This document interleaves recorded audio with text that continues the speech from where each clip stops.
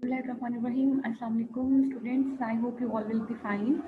Okay, so in this week we have started our chapter number 3, which was related to macroeconomic environment and performance. So majorly this chapter was comprises of 3 components.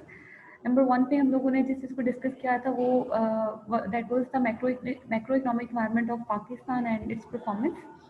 Then we have started our discussion upon government receipts. Government receipts के बारे में हमने कहा था कि ये majorly 4 categories में divide हो जाती है. आपकी रेवेन्यू रिसीट्स थी, आपकी उसमें कैपिटल रिसीट्स थी, आपके पास एक्सटर्नल सोर्सेज होते हैं और इसके अलावा आपके पास कुछ अर्निंग्स होती हैं फ्रॉम ऑटोनोमस बॉडीज.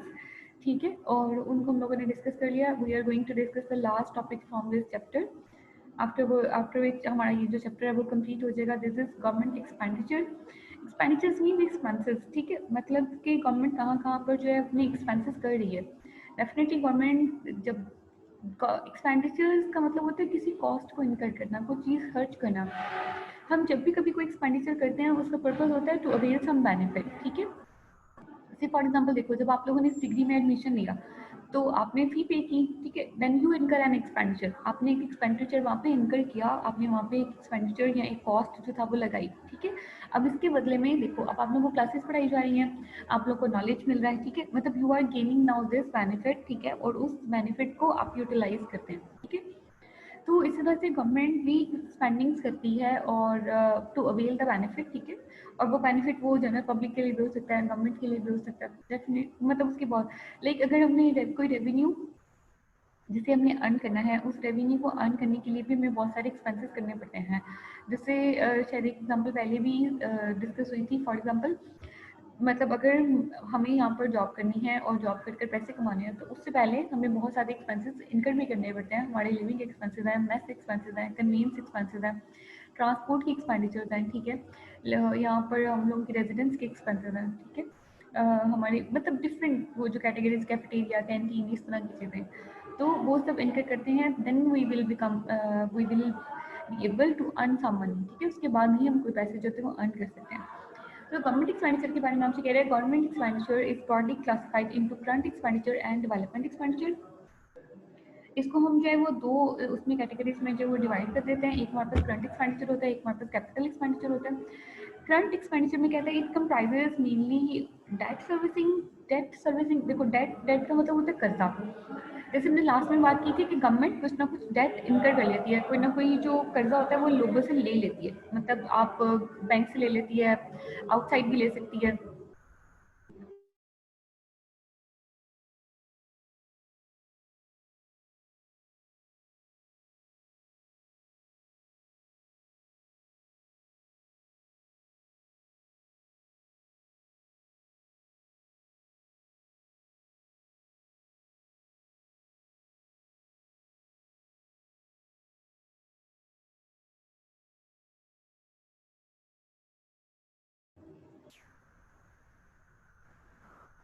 सो यहाँ पे वो डेट बेसिकली क्या होता है, जो लोन, जो कर्जा हम जो है वो लेते हैं. ठीक है, अच्छा, अब जो डेट हम लोग इनकर करते हैं.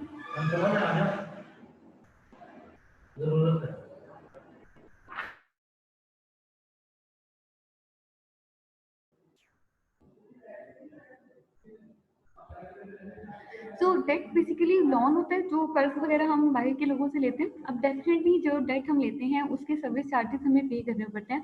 That is normally in the form of interest. ठीक है, मतलब जब कभी हम लोन लेंगे तो उस लोन के ऊपर हम क्या करेंगे, इंटरेस्ट पे करेंगे, और उसको हम क्या कहते हैं, डेट सर्विसिंग. ठीक है, मतलब आप जो डेट आप ले रहे हैं उसके ऊपर आप सर्विस चार्जेस पे करते हैं. नंबर 2 पे आपके पास है डिफेंस. ठीक है, हम करंट एक्सपेंडिचर के अंदर हमारा बहुत बड़ा एक्सपेंस, जो बेसिकली दो मेन एक्सपेंसेस है ना आपके करंट एक्सपेंडिचर में, जो कि हर बार होते ही होते हैं, वो आपके डेट सर्विसिंग में आते हैं. मतलब आपके पास जितना भी आपने कर्ज बाहर से लिया हुआ है, इंटरनल लिया हुआ है, आपने उनके ऊपर अपनी इंटरेस्ट को पे करना है. और नंबर 2 पे आपके पास डिफेंस. आपके पास डिफेंस के ऊपर सबसे ज़्यादा एक्सपेंस आता है. ठीक है, जो आप अपनी आर्मी के ऊपर जो है स्पेंड करना है. इसके अलावा जनरल एडमिनिस्ट्रेशन. जनरल एडमिनिस्ट्रेशन में आपके जितने भी लगा लें कि ये जितनी भी आपकी गवर्नमेंट में आ जाती है, जैसे आपको कोई वो क्या तहसीलदार हो गए आपके, आपके जैसे ये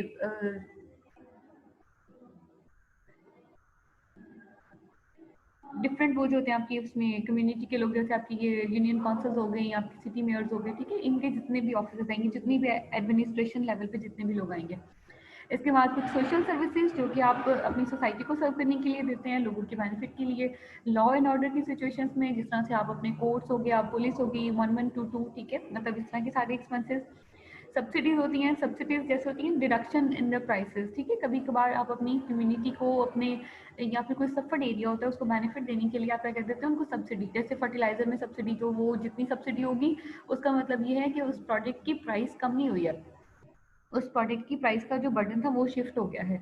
अगर से फॉर एग्जांपल एक फर्टिलाइजर की जो एक वो आइटम है उसको वो आपको मिलती है 1000 में, और उसके ऊपर अगर 200 की सब्सिडी आ जाती है, तो इसका मतलब ये नहीं है कि उसकी प्राइस 1000 से डिक्रीज होकर वो 800 पर आ गई है। उसका मतलब है कि उस 1000 में से 800 आप पे करेंगे और 200 गवर्नमेंट पे करेगी, ठीक है। ये सब्सिडीज में चला गया। कम्युनिटी सर्विसेज, आप अपनी कम्युनिटी को सर्व करने के लिए बहुत सारी सर्विसेज प्रोवाइड कर सकते हैं। इकोनॉमिक सर्विसेज दी जा सकती हैं, और ग्रांट्स हैं आपको एच के लाइक आज़ाद जम्मू कश्मीर, ठीक है, इनको आप जब अपनी कोई इनकी वेलफेयर के लिए कोई ग्रांट दी जा सकती है, रेलवेज को बेहतर करने के लिए एंड अदर्स इसी तरह की, ठीक है। और सेक्टर्स की वर्किंग के लिए जितने भी एक्सपेंसेस हम करते हैं उसको हम क्या कहते हैं, करंट एक्सपेंडिचर। नेक्स्ट नंबर पे आपके पास आता है development expenditure. Development expenditure basically they are incurred upon the development, ठीक है। वो बेसिकली होते ही लाइक न्यू स्कूल्स बना दें, न्यू कॉलेजेस बना दें, न्यू यूनिवर्सिटीज़ बना दें, ठीक है, न्यू हॉस्पिटल्स बना दें, ठीक है। जो जो डेवलपमेंट की एक्सपेंडिचर है ना, basically they are upon the develop, वो इकोनॉमी को डेवलप करने के लिए, इम्प्रूव करने के लिए, ठीक है, लोगों को ये लाइफ स्टाइल को बेहतर करने के लिए, एम्प्लॉयमेंट अपॉर्चुनिटीज़ क्रिएट करने के लिए, आपके पास लिविंग स्टैंडर्ड्स को इम्प्रूव करने के लिए, पॉवर्टी लाइन को कंट्रोल करने के लिए, इन सब सिचुएशंस के लिए गवर्नमेंट डेवलपमेंट एक्सपेंडिचर करती है। यहाँ पर बता रहे public sector development program PSDP is another name given to government development expenditure. कहते हैं गवर्नमेंट की जो डेवलपमेंट एक्सपेंडिचर है ना, उसका अदर नेम आपके पास PSDP है, पब्लिक सेक्टर डेवलपमेंट प्रोग्राम। और कहते हैं द प्रायोरिटी एरियाज, अब देखो प्रायोरिटी एरियाज इसमें कौन से हैं, the priority areas are transport, communication, transport और कम्युनिकेशन मतलब इकट्ठे हैं। ट्रांसपोर्ट के अंदर आपके जितने भी आपके from moving one place to another, आपकी बसेज आ गई हैं, आपके उसके अंदर आपके रोड्स हैं, ठीक है, ट्रांसपोर्ट के अंदर ये सारी आ जाएंगी। और कम्युनिकेशन लाइक आपकी नेटवर्क सर्विसेज वगैरह, जैसे PTCL वगैरह, ठीक है। तो यहाँ पर ट्रांसपोर्ट हो गया, कम्युनिकेशन ये एक सेक्टर। देन पावर, पावर के अंदर जैसे इलेक्ट्रिसिटी, पावर जैसे पावर सप्लाईज होती हैं, ठीक है, आपको इलेक्ट्रिसिटी ऑन टाइम प्रोवाइड करना, एंड वाटर और वाटर फैसिलिटीज प्रोवाइड करना।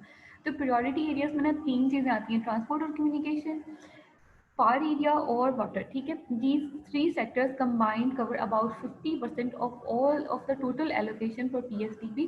वो कहते हैं पब्लिक सेक्टर डेवलपमेंट प्रोग्राम के अंदर जितने भी पैसे, से फॉर एग्जांपल जितने भी पैसे होंगे उसका 50% इन तीन एरियाज के ऊपर स्पेंड होगा। And other areas which receive some share in PSDP are, और बाकी अगर किसी के ऊपर जो आप उसको स्पेंड करोगे तो वो कौन से एरियाज हैं, वो कहते हैं वो मिनरल्स हैं। मिनरल्स जो माइनिंग करते हैं ज़मीन के नीचे से, जो भी आपको चीज़ें मिलेंगी वो आपके मिनरल्स में, आपके फ्यूल्स लाइक पेट्रोलियम वगैरह। Physical planning and housing, housing की जो